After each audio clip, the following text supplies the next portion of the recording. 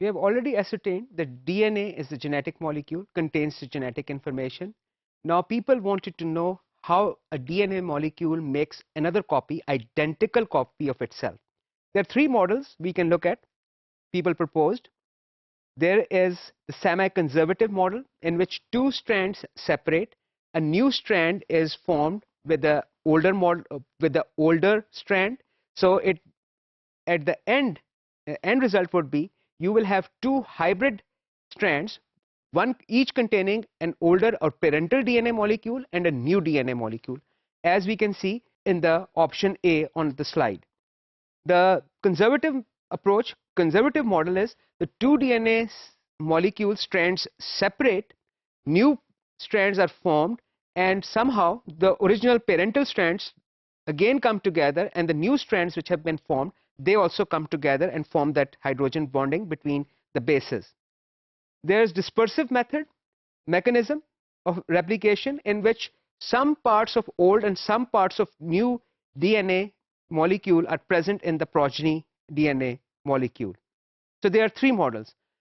We will look at a very elegant experiment how scientists were able to discern which of these models is correct, which of these models is actually the model which cells use to replicate their DNA. Let's look at this experiment, Basselson and Salthal experiment.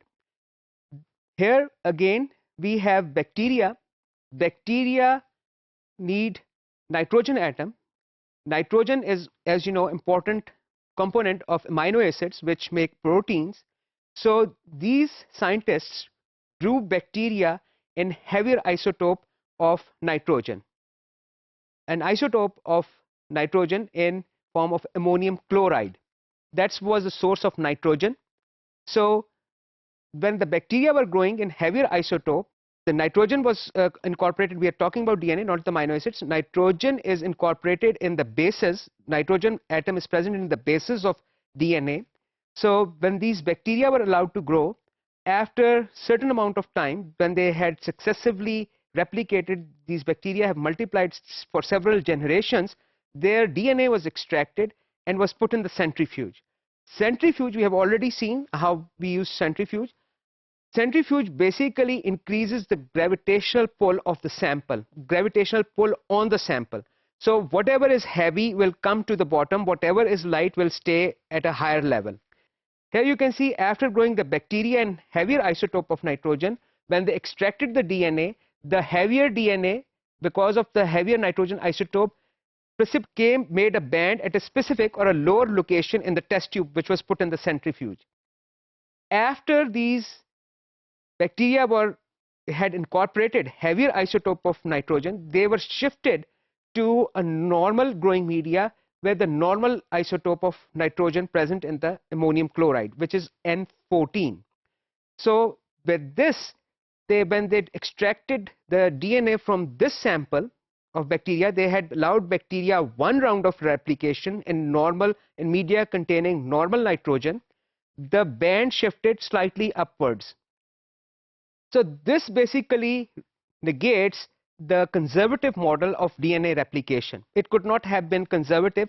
Had it been conservative, we would have seen two bands here, one at the original location. Where did this band go if it was a conservative method of DNA replication?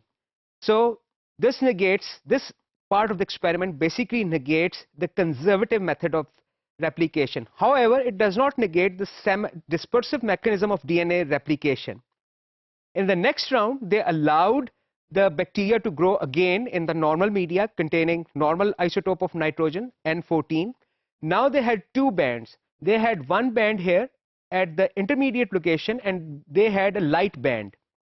If the model of DNA replication was dispersive, they would not have been able to get this light band right here of N14, because if it was dispersive, the band would have appeared somewhere in between here.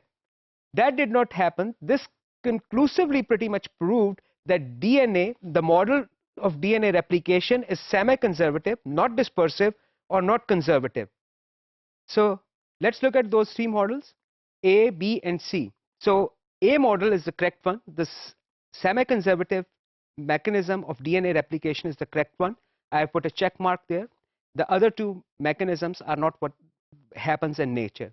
We'll continue our discussion of DNA in the next module.